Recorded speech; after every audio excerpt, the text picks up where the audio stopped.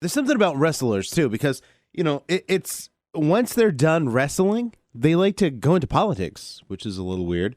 Think about not that he was a wrestler, but Governor Arnold Schwarzenegger being the governor or the governator.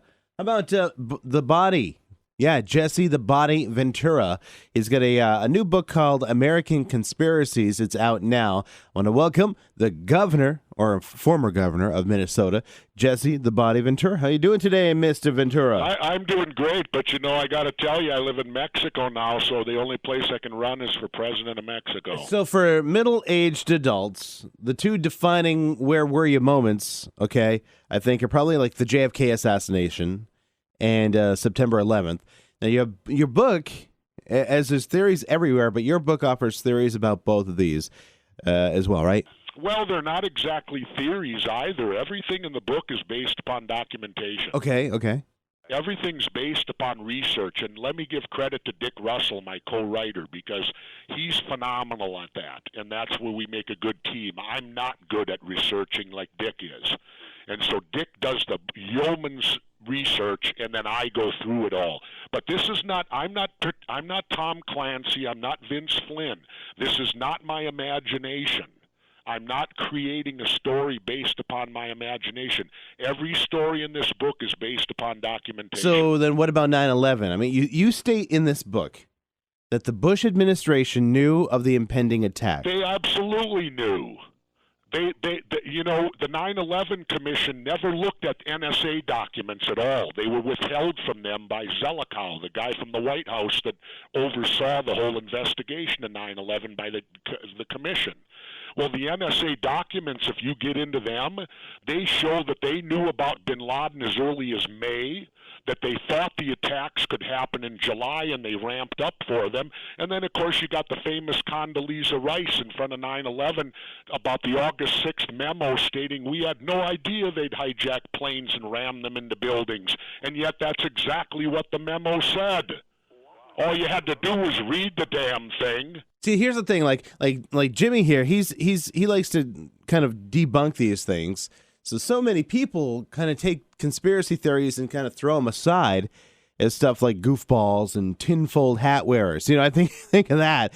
How do you respond to people who don't believe in the theories? Well, I think that first of all, I respond by saying, what have you studied on it? Have you just listened to soundbite news? And that's who's told you what happened. Once you get into this stuff, and now you guys got to remember, I spend 6 months of the year in Mexico. I live an hour from pavement and an hour from electricity. I have no TV. So I read books down there. Last winter, I read 17 books. That's more than I read through my entire educational process. Yeah, no kidding. And the point is, once you dig into these things and you get past the soundbite news of America, you might actually learn something about them. So you live part-time in Mexico. I've been to Mexico. Great place to see, but tell us all about the drug deals. There's a lot of drug deals that involve Mexico and Afghanistan, or that's what the theory is. Well, let's remember, people are obviously making big money off it here, of keeping drugs illegal. Somebody's making money. Always follow the money, like Deep Throat said in All the President's Men. Follow the money. It'll lead you to the answer. And clearly there are people making huge money in this country on the illegality of drugs. Now, people always say to me, aren't you afraid to live in Mexico? No, I'm not at all. I think I'm safer there than I am in Minneapolis. But see, you're a little different because you were a Navy SEAL. That's a little different. No, the difference is this. All the problems are at the borders. They're not 800 miles down where I am. And the borders were created by who? The border towns, the United States, when they prohibited alcohol back in the 20s. That's what created Tijuana, Nuevo Laredo, Nogales. All the border towns were created because of our prohibition of alcohol in the 20s. And they could end all the violence right now by simply legalizing. So are you in favor of that? Absolutely. Let's make money off it. California's got it on the 800,000 citizens in California have signed a petition. It's going on the ballot next fall for full legalization of marijuana. Well, hey, dude, I gotta tell you, George Washington, the 420 guys would love you for this, but George Washington was a hemp farmer, Hey, it's worse than that, guys. Our Constitution's written on marijuana. All right, Jesse Ventura, I know you're pressed for time, so thanks a lot. The book is called American Conspiracies, Lies, and More Dirty Lies That the Government Tells Us.